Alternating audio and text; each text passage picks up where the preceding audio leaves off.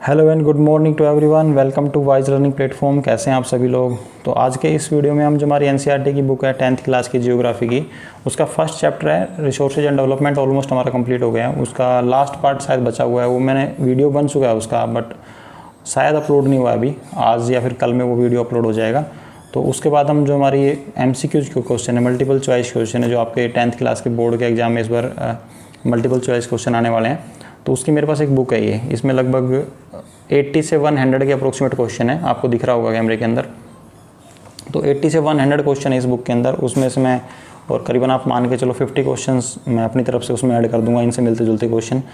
तो 150 के approximate question है जो हम डिस्कस करेंगे। तो एक वीडियो के अंदर मैक्सिमम 30 क्वेश्चन डिस्कस करेंगे, बट आज की वीडियो में तो हम यहाँ 15 या 20 क्वेश्चन डिस्कस करेंगे, ज़्यादा नहीं करने वाले हैं अभी।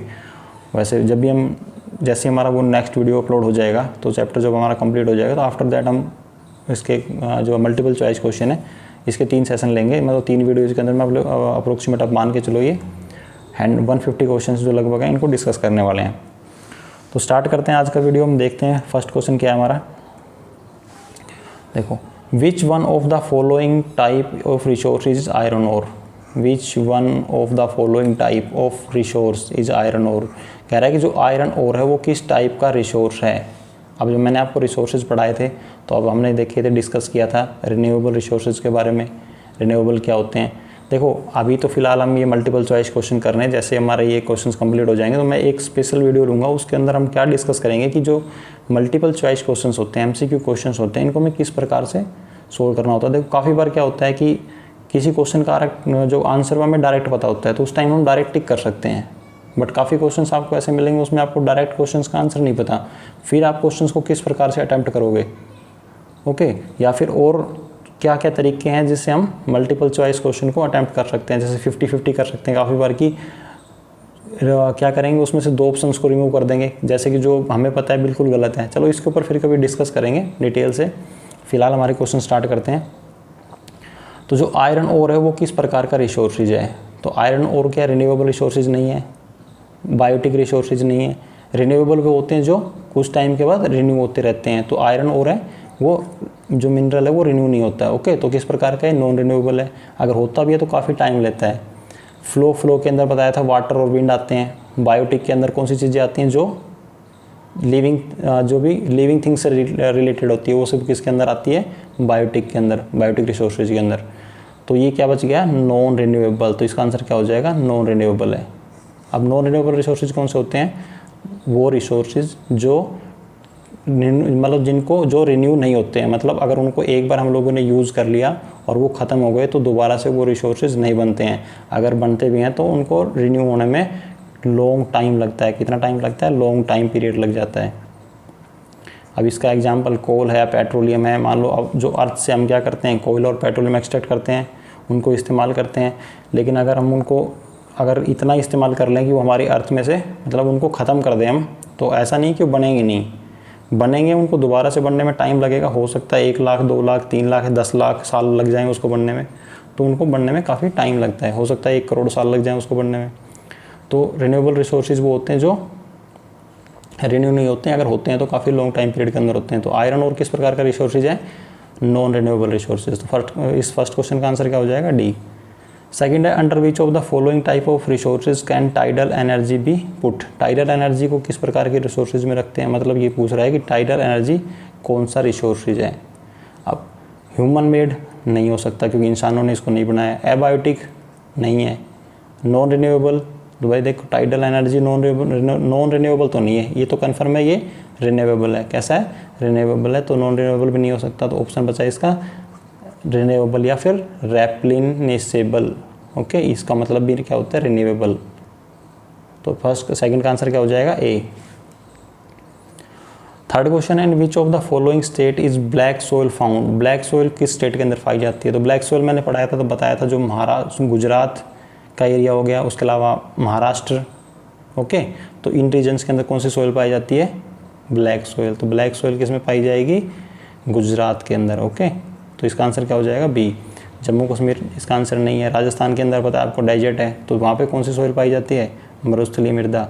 उसके अलावा झारखंड इसका आंसर नहीं है। ओके, तो थर्ड का ऑप्शन क्या हो गया, बी।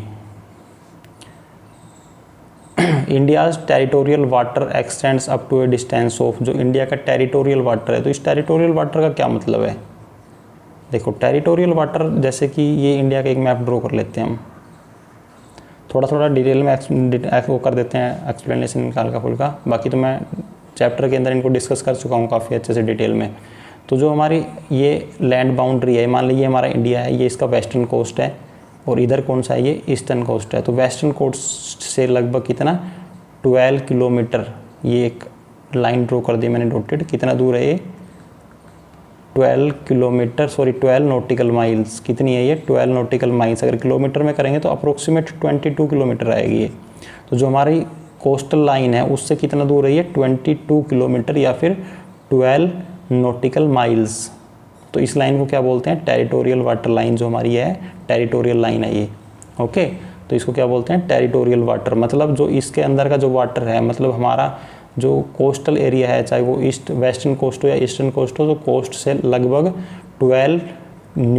12 नॉटिकल माइल्स तक के जो डिस्टेंस है, यहाँ तक का जो वाटर है वो हमारी खुद की बाउंड्री के अंदर आता है। मतलब उसके अंदर जो रिसोर्सेज पाए जाते हैं उसका इंडिया, मतलब उस पर इंडिया का कंप्लीटली कंट्रोल है। तो ये सभी जितने भी कंट्रीज है ना वर्ल्ड के अंदर, सभी के लिए कंडीशंस लागू होती है। तो इसका आंसर क्या हो जाएगा 12 नॉटिकल माइल्स। उसके बाद इसके अंदर एक डिस्टेंस और होती है EEF यहाँ तक, जिसको हम कितना दूर होती है यहाँ से 1200 किलोमीटर। ओके, उसको फिर देखेंगे भी, ये सॉरी 1200 किलोमीटर नहीं 1200 नॉटिकल माइल्स। तो इस क्वेश्चन का आंसर क्या हो जाएगा, टेरिटोरियल वाटर हमारा कहाँ तक होता है 12 नॉटिकल माइल्स तक। तो फोर्थ क्वेश्चन का आंसर क्या हो जाएगा बी।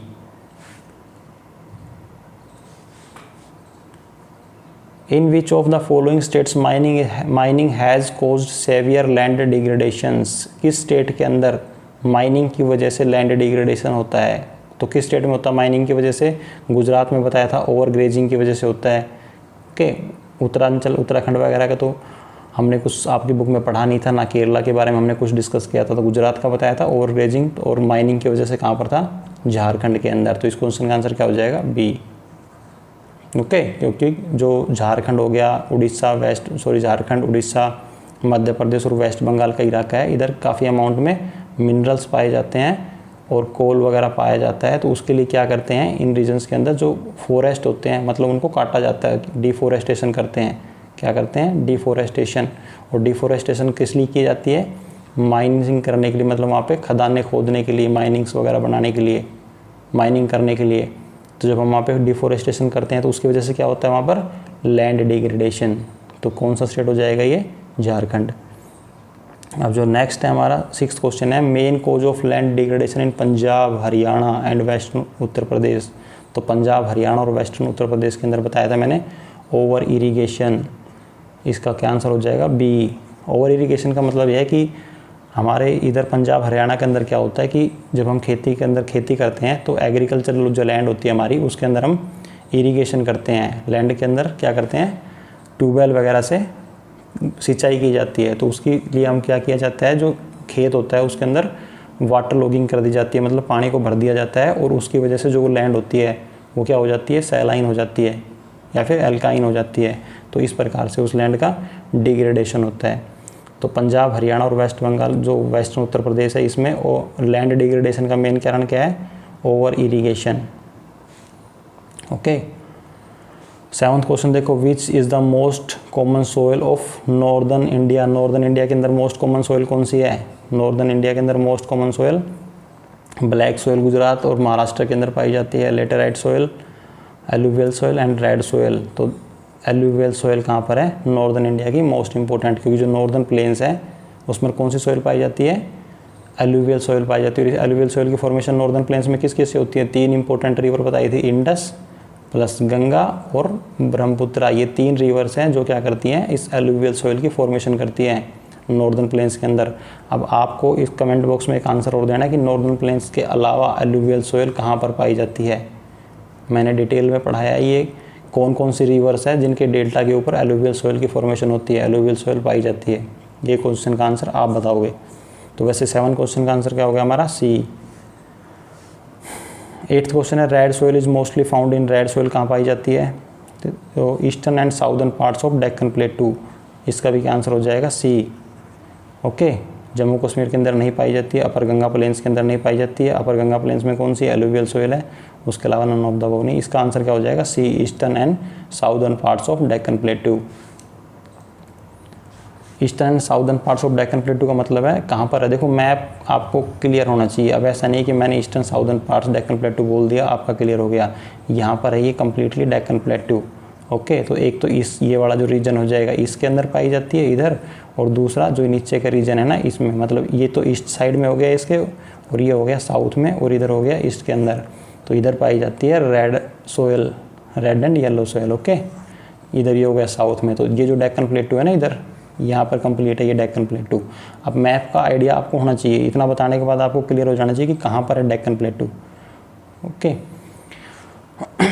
नेक्स्ट देखो, area sown more than once in an agriculture, साल में एक बार से ज़्यादा बोया जाता है, प्लस नेट शोन एरिया, ये क्या होता है ग्रोस क्रॉप्ड एरिया। जो हमने लैंड यूटिलाइजेशन पढ़ा था, क्या पढ़ा था लैंड यूटिलाइजेशन, तो उसके अंदर 5th पॉइंट था ना, वो बताया था मैंने।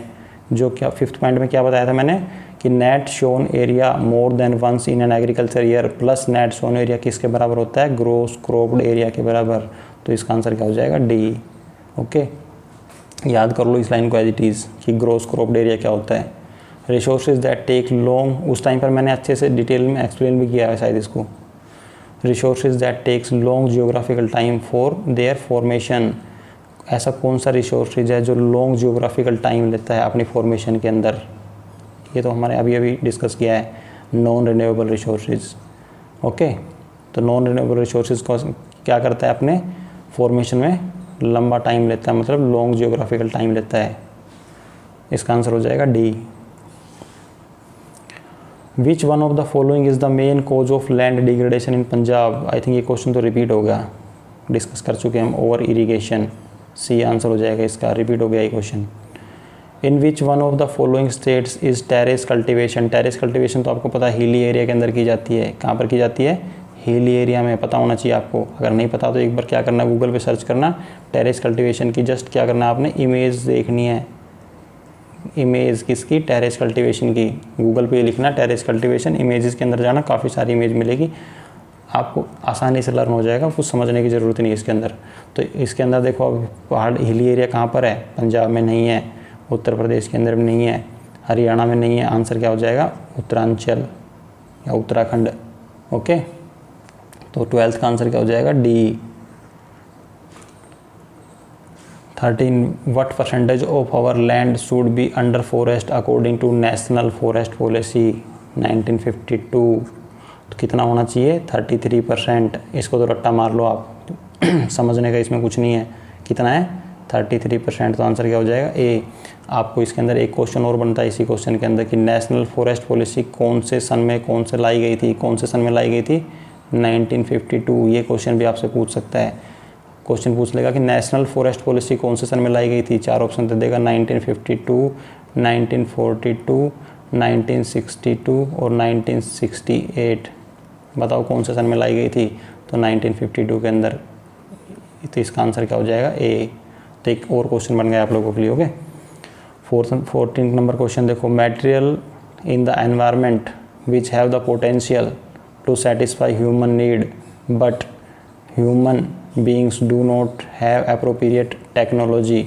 human beings के पास क्या नहीं है, टेक्नोलॉजी नहीं है to access them, उसको मतलब उसको अचीव करने की। तो उसको कौन सा रिसोर्सेज है ये, पोटेंशियल रिसोर्सेज तो नहीं है, क्योंकि मैंने बताया था पोटेंशियल रिसोर्सेज कौन से होते हैं। पोटेंशियल रिसोर्सेज वो होते हैं जिसके अंदर पोटेंशियल होता है बट हमारे पास उसकी टेक्नोलॉजी भी है, हमारे पास उसकी टेक्नोलॉजी भी है बट उसका हम यूटिलाइज नहीं कर पा रहे हैं। जैसे मैंने एग्जांपल दिया था राजस्थान के अंदर विंड एनर्जी का और सोलर एनर्जी का, मतलब इसका हमारे पास पोटेंशियल भी है, टेक्नोलॉजी भी है, बट हम लोगों ने अभी तक इसको अच्छे से डेवलप नहीं किया है। तो ये आते हैं पोटेंशियल एनर्जी के अंदर, तो इसका आंसर ये तो नहीं हो सकता। अब बात करें डेवलप्ड रिसोर्सेज के अंदर, तो डेवलप्ड रिसोर्सेज वो होते हैं जो डेवलप्ड होते हैं, मतलब जिसका मटेरियल क्वांटिटी, क्वालिटी और बेटर यूटिलाइजेशन, मतलब उसके बारे में कंप्लीट डिटेल है हमारे पास, बस उसको डेवलप है, मतलब वो उसकी क्वांटिटी कितनी है, क्वालिटी कितनी है, कहाँ पर पाया जाता है, सब कुछ हमारे पास नॉलेज है। ओके, तो ये भी इसका आंसर नहीं हो सकता। रिजर्व्स क्या होते हैं, तो रिजर्व तो स्टॉक होते हैं, तो ये भी इसका आंसर नहीं है। तो इसका आंसर क्या हो जाएगा, दैट इज सॉरी रिजर्व मतलब रिजर्व नहीं है, इसका आंसर क्या हो जाएगा स्टॉक। ओके, रिजर्व के अंदर तो रिजर्व क्या है, स्टॉक का ही एक सब पार्ट है, मतलब सबसेट है उसी का। तो बट स्टॉक का एग्जांपल जब मैंने स्टॉक बताया था तो मैंने आपको एग्जांपल दिया था इसके अंदर हाइड्रोजन और ऑक्सीजन का, वाटर का। क्या एग्जांपल दिया था कि एक स्टॉक वो क्या है, रिसोर्स है हमारे पास। ऐसा स्टॉक वो होते हैं, ऐसे रिसोर्सेज होते हैं जिनकी हमारे पास टेक्नोलॉजी नहीं है। क्या नहीं है, टेक्नोलॉजी नहीं है, बट हमारे पास पोटेंशियल तो है काफ़ी अमाउंट में, मतलब वो चीज़ तो है हमारे पास, एनवायरनमेंट में प्रेजेंट है, बट हमारे पास टेक्नोलॉजी है कि उसको हम इस्तेमाल कर सकें। तो मैंने H2O मतलब हाइड्रोजन हमारे पास काफ़ी अमाउंट में एनवायरनमेंट में प्रेजेंट है और इसका हम इस्तेमाल भी कर सकते हैं, यूज़ भी कर सकते हैं। किस चीज़ के अंदर, अपने व्हीकल्स वगैरह के लिए जो पेट्रोल और डीजल का उसको अल्टरनेट सोर्स के तौर पे इसका इस्तेमाल कर सकते हैं।